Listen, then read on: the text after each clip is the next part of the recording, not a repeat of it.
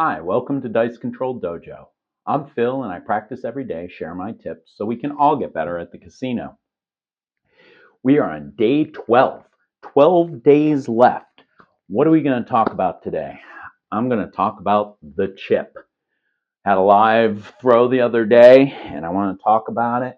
So I'll share that I'm doing well. I'm at the casino. I'm having a good throw. Throwing about 13, 14 times. And things are going well, except right at the end, I am I hit a point going on my second throw, and some dude decides to start playing, and he puts so I throw a 6, and he puts his chips right in my where I was throwing, and I was kind of on a roll, and I was doing pretty well, and of course I look down, and there's the odds behind the pass. So I'm like, ugh. So I'm just thinking about it. I'm like, I got to get through this.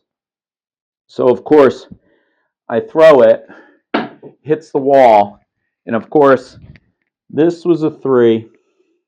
This comes up like this, and I could see it was a 3. It hit the chip like that. I could see the 3, and I was like, oh, it's going to land perfectly to be a hard 6.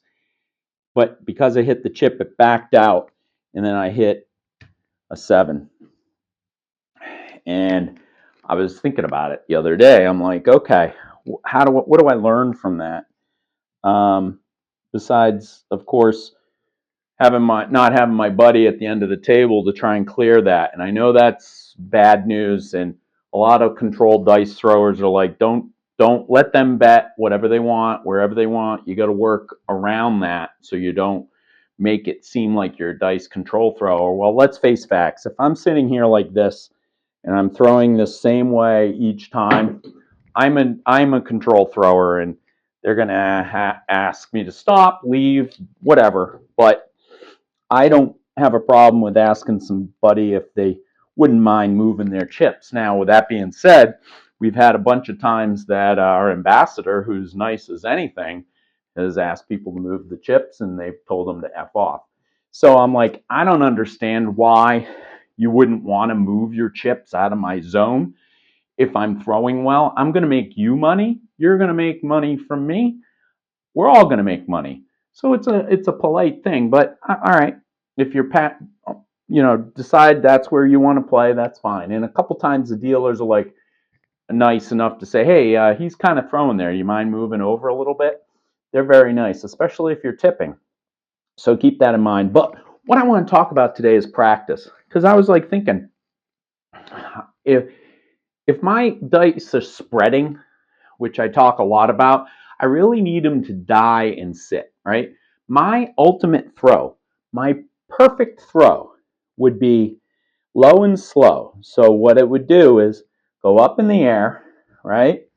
Spin maybe 1 or 2 times, right? Land about 6 inches behind the wall, up to the wall, and sit. This is the perfect throw, okay?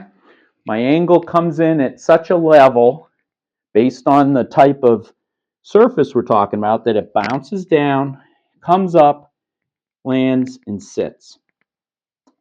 So I really have to try and make sure that I'm in that box.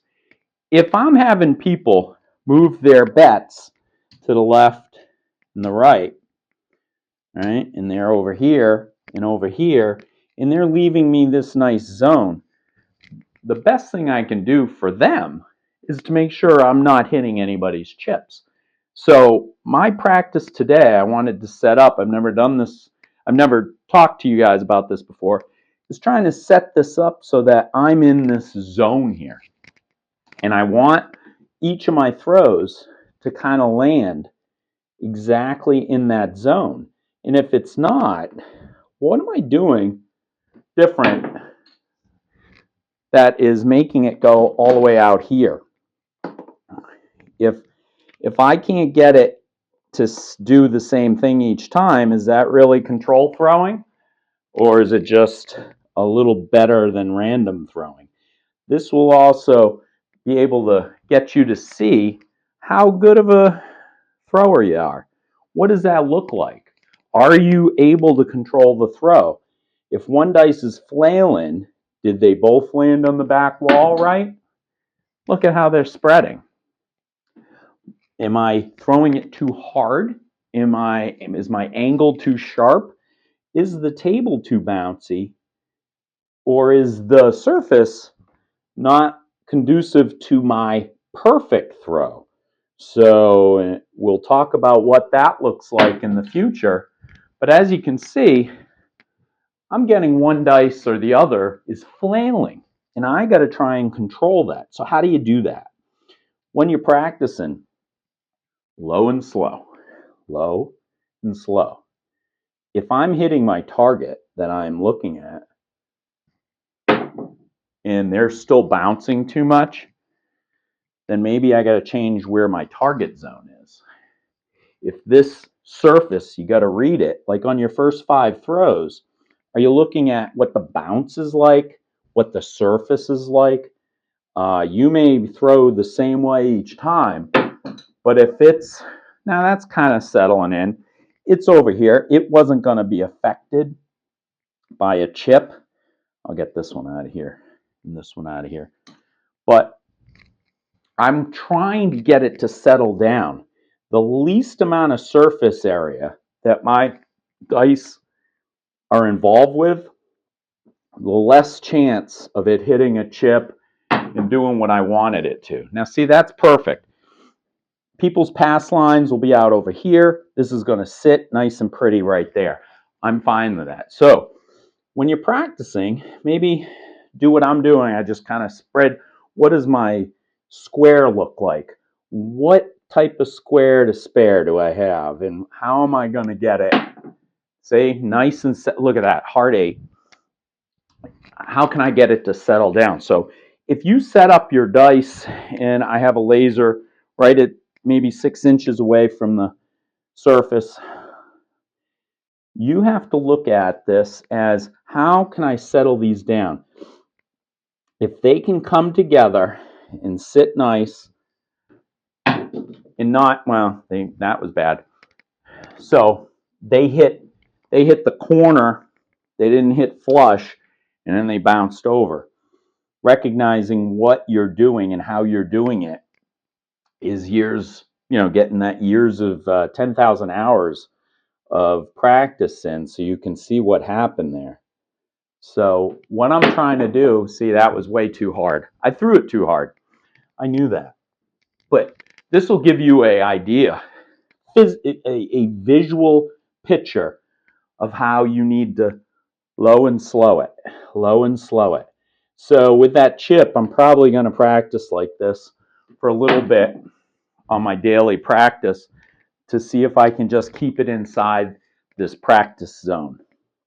If I can do that, then that'll make it a lot easier for me to be able to control the dice. See, they just stay in this area and not hit any chips, then I'll probably get a lot better SRR. So when we're talking about when you're practicing and you have chip practice and you're putting chips up here, I don't like that.